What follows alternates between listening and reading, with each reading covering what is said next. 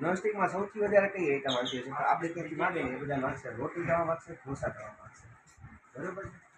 તો રોટી તવામાં ઘણી રીતના પ્રકાર આવતા હોય છે. એમાં આ જે છે એમને લોન છે આ કોસ્ટલીએસ્ટ વસ્તુ છે. સર્ક્યુલર મોડલ કહેવાય છે આને. હાર્ડ એનોડાઇઝ મટીરિયલ છે. હાર્ડ એનોડાઇઝ એટલે એવું કે એલ્યુમિનિયમ ઉપર એ લોકો પેઇન્ટ કરે એને એનોડાઇઝ કરી નાખે એટલે હાર્ડ એનોડાઇઝ કહેવાય. એટલે એક ઈ મટીરિયલ આવે એમાં ઢોસા તવા જ આવે છે આપણી પાસે. આ સૌથી વધારે ભાગો કસ્ટમરને ઈમાં છે ને આ હોય છે અમારે, બરાબર છે. બીજા રોટી તવા છે જેમ કે આ જે તમે રોટી તવા, રોટી તવામાં આ હાર્ડ એનોડાઇઝ છે. સૌથી વધારે આ ચાલે છે રેગ્યુલર રેન્જમાં, બરાબર છે. નોનસ્ટિક શું કામ કહે? નોનસ્ટિક એટલે શું છે કે તમારે કોઈ વસ્તુ ચોટે અને ફાસ્ટ કુકિંગ થાય એટલે નોનસ્ટિકનો યુઝ કરતા લોકો થયા હતા. પછી ટાઈમ જતાં એવું આવ્યું કે એલ્યુમિનિયમ બહુ યુઝ ન કરે. હવે એલ્યુમિનિયમ વખત આ લોકો શું કરે, અમુક અલગ અલગ ટાઈપના કોટિંગ કરે. આની છે ને બ્લેક કલરનું હોય જનરલી કોટિંગ જે કહ્યું ને ટેફલોન કોટિંગ હોય. ટેફલોન કોટિંગ હોય, પછી અમુક જગ્યાએ તમે ટકટક આવા દેખાશે. આને કેવું કોટિંગ કહેવાય? માર્બલ કોટિંગ કહેવાય.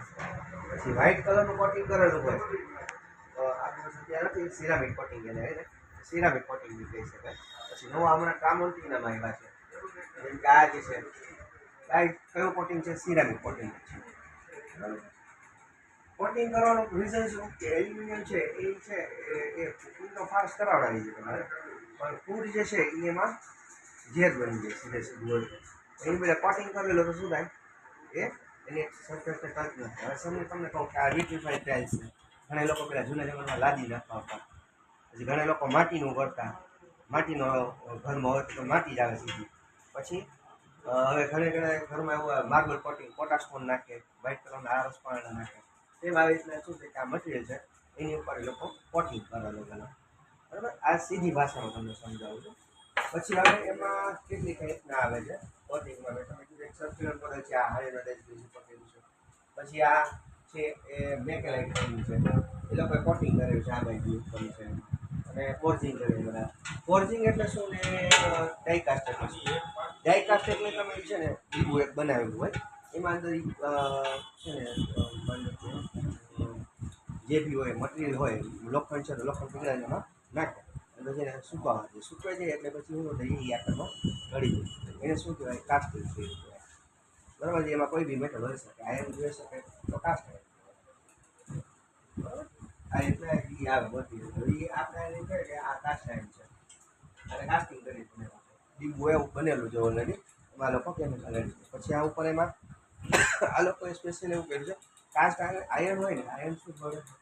જંગ પકડે. લોકો ને કોઈ દી એમાં શું પકડાય? જંગ પકડાય. હવે આમાં જંગ નહીં પકડે તમારે. જંગ ન પકડે એનું રીઝન શું છે? આમાં એનામાં પકડ કરવું છે, બરાબર છે. કાસ્ટ આયર્ન છે એટલે વજનદાર રહેશે. અત્યારે કોસ્ટલી બી છે કે ટ્રેનમાં વધારે આ ચાલે છે. એટલે હજી બી ઘણા લોકો કસ્ટમર્સ નવા જેટલા બી આવશે એ બધી આની રિલેટેડ નાખશે. હવે સિઝનિંગ એટલે એક ટેકનિક છે એક પ્રકારની. એ તમે કોટનનું કપડું લીધું, ગેસ સ્ટવ ઉપર રાખવાને સ્લો ફ્લેમ ઉપર રાખવાનું અને તમારે કોટનનું કપડું ફેરવી નાખવાનું. એટલે એનાથી શું થાય? ઓઇલ જે છે ને એ આમાં જે હોય ગરમ થવા મળે એટલે શું થાય? સુકાવા મળે. એટલે તમને એવું લાગે કે એકદમ તેલ ગરમ થઈ ગયું છે એટલે ગેસ સ્ટવ તમારે શું કરવાનું? બંધ કરી નાખો એટલે શું થાય? ઓઇલ પાછું શું થાય? જમવા મળે. એટલે શું થાય? એનું લેયર થઈ જાય એટલે તમે પછી એને પાછું યુઝ કરો એટલે તમે એ જે બી યુઝ કરો એ સરફેસના અંદર ઓઇલ ભરાઈ ગયું એટલે તમારે ક્યાંય બી ઢોસો તમારો રોટે નહીં. આને શું કહેવાય? સિઝનિંગ. કાસ્ટ આયર્નમાં જંપ ન પકડે એના માટે એને તમારે યુઝ કર્યા પહેલાં 2-3 વખત સિઝનિંગ કરવું પડે. ગેસ સ્ટવ ચાલુ કરી ગરમ થાય હોય પછી તમારે બંધ કરવું પડે અને પછી 5-10 મિનિટ એવું ઠંડુ પડે વળી પાછું એવું ત્રીજી વખત કરવું પડે. આમાં નહીં કરવું પડે. આમાં વન ટાઈમ તમે સિઝનિંગ કરશો તો થઈ જશે. પછી ઓલામાં તો શું છે? કાસ્ટ આયર્નમાં જે પ્યોર આવે ને બ્લેક કલર દેખાય છે એમાં તમારે 2-3 વખત જ્યારે તમે વોશ કરો ને ત્યારે તમારે સિઝનિંગ કરવું પડે. એ પ્રોસેસ લેન્ધી થઈ જાય. બાકી આ નોર્મલ ઢોસા તવા આવશે ડિફરન્ટ કોટિંગવાળા છે. આમાં કોરવાળા આવે, આવી કોર આવે, પછી આવી રીતની આવશે મોડલ એ રીતના આવે. અમુક આ પ્લેટ મારશે ઢોસા તવામાં 3-4 વખત ઢોસા તવા ચાલતા છે. અમુક લોકો આ બી લઈ જાય છે, બરાબર. આ 5 લેયર કોટિંગ અલગ કોટિંગ પર્પઝ એક જ છે કે ચોટે નહીં.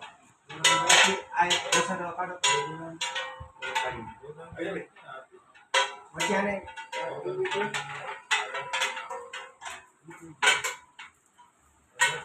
જો આમાં ગ્રેનાઇટ માર્બલ લખ્યું ને આમાં ટપકા ટપકા આવે ને અને ગ્રેનાઇટ પીસ છે આને ફ્રાય કરી દેવાય ફ્રાય પેન છે તમારે કોઈ બી વસ્તુ મેગી બનાવી છે કેવું કંઈ કરવું હોય તો તમે ફટાફટ બનાવી શકો ને હેન્ડલમાં તમે યુઝ કરો તો આમ કરીને કરી શકો એ રીતનું ફ્રાય પેન આવે ફ્રાય પેનમાં ઇઝીલી તમે કૂક કરી શકો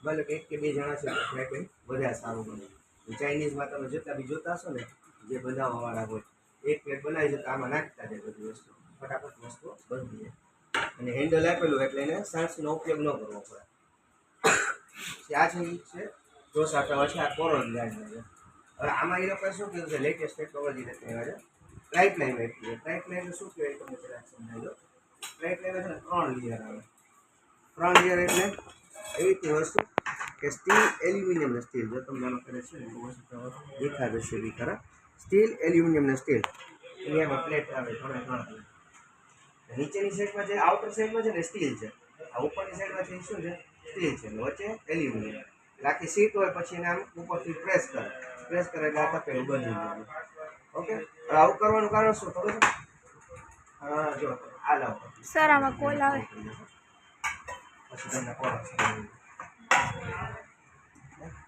કોલ આવે છે કાપી કોલ કોનો છે